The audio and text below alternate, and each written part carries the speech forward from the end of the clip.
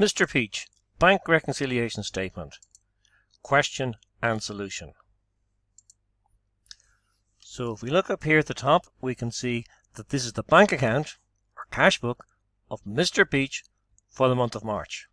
So this bit here represents the records of Mr. Peach in his own ledger accounts of his transactions with the bank. Now if we look here, Mr. Peach has just received the following bank statement for the month of March. So this statement here represents the bank's records of its dealings with Mr. Peach. So up here we have Mr. Peach's records, and down here we have the bank's records. Now we're going to carry out a bank reconciliation, and we do it in two stages. Stage one, we're going to trace the transactions from the statement back to the cash book, and then in step number 2, or stage 2, we will do the bank reconciliation statement itself. So what I'm going to do is I'm going to start here on the credit column of the bank, which in the bank's point of view is the money that Mr. Peach lodged in, and that'll correspond to the debit side of Mr. Peach's accounts. So we start at the top here. Opening balance 1021. That's fine. So I'm just checking these off one by one. Lodgement 501 24819. That's fine. Moving on down, lodgement 502 5579. That's fine. Lodgement 503 7485 504. That's fine. 505. That's fine. 506. That's fine. Now 507 isn't there, so I'm just going to put a little OS there. So that lodgement, even though we have a record of it, it's outstanding at the moment. But here, this is quite important, I'm going to put a little square box around this. Here is something in the bank statement that we didn't know about. So what we're going to have to do is we're going to have to update and correct our cash book. So I've traced items from the credit side of the bank statement to the debit side of the cash book. Now I'm going to look at the credit side of the cash book and the debit side of the bank statement. So again, I will trace items from the bank statement towards the cash book. So check number 60, 4,500. Moving down, bank charges. Now I didn't know about those. They're not recorded in the ledger. So I'll put a little box around that and a question mark. Check 61, 1314. Check 64, 1770. Check 65, 2113. Standing order, no mention of that. So these items here and the bank interest, these are items that the bank has charged us, but we didn't know about them. So we'll have to bring those into our bank, into our cash book. Now up here, check number 62 hasn't come through the system yet. So that's an unpresented check. Check number 63 is unpresented, and check number 66 is unpresented. So just put the letter U there to show that it's an unpresented check, and over here we have an outstanding lodgement. So the first thing I need to do is to update and correct my cash book.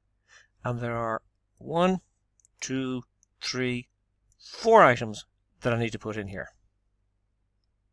So now I'm going to go to my cash book and update and correct the cash book.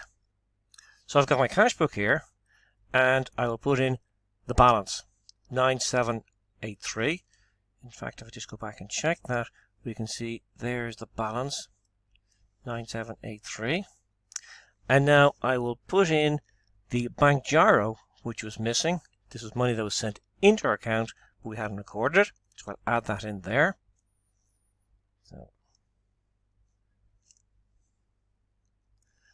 that is that item there, the bank gyro.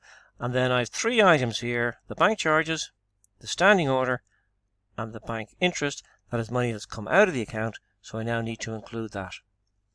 So I'll write them in this side here: money going out of my account, bank charges, standing order, and the bank interest. Now my cash book, Mr. Peach's records, are bang up to date. So what we need to do now is balance this off. So a quick look here, we can see, remember this is the debit side here, 10,000 and something. Over here on the credit side, it's quite small. So the debit side is the biggest side, so I'm going to put the total in here, and the total is 10,359. I'll then write that total in over here, 10,359. Now, obviously this side does not add up to 10,359. It in fact adds up to, I'll just make a note here, you don't actually have to put this in, but it adds up to €915. So the difference is the balancing figure. So the balance carried down is the difference between this total here and 915, and it's 9,444. And then what I'll do is I'll bring this balance down and put it in here. Balance brought down, 9,444. So 9,444 is the updated and corrected cash book balance. Okay, so 9,444 is the updated and corrected cash book balance. But the bank statement, if we look here at the end of the month, is showing a balance of 45,144. So why the difference? Well, we do a bank reconciliation statement to try and explain the difference. So here's my bank reconciliation statement. I'm going to start off with the bank statement closing balance, which we just had a quick look at. And then what I'm going to do is I'm going to add the outstanding lodgements. And that's lodgement 507. In fact, if we just go back here, we can see we highlighted that earlier. Outstanding lodgement 507, 1,200. That brings the total up to 46,344. And now I'm going to take away the unpresented checks. The unpresented checks are check number 62, check number 63, and check number 66. And again, they're the three checks that I highlighted earlier. So I'm going to put those in. Check 62, check number 63, and check number 66. So remember, this is money that we have actually spent. We've written the checks, we've sent them to somebody, but they haven't come through the banking system yet. So I'll add up those three and bring the total out here. So it's 36,900. So I add on the outstanding lodgements, and I take away the unpresented checks, and that gives me a figure of 9,444, which is the updated and corrected cash book figure. Well, let's just go and check that. There it is there.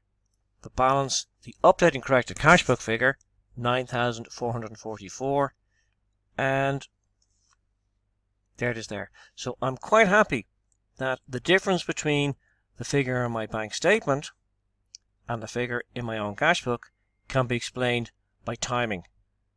Lodgements that haven't appeared yet and checks that haven't gone through the system yet. Okay, so that is the bank reconciliation statement. Remember, it's really done in two parts. Part 1, you update and correct your cash book, and then Part 2, you do the bank reconciliation statement. Now, just to sum up, there is an introduction to bank reconciliation statements video tutorial available, as well as a number of questions and solutions. So not just this one, but there's a few more as well. And the details are in the description box below. Thank you very much, and I hope you enjoyed this tutorial.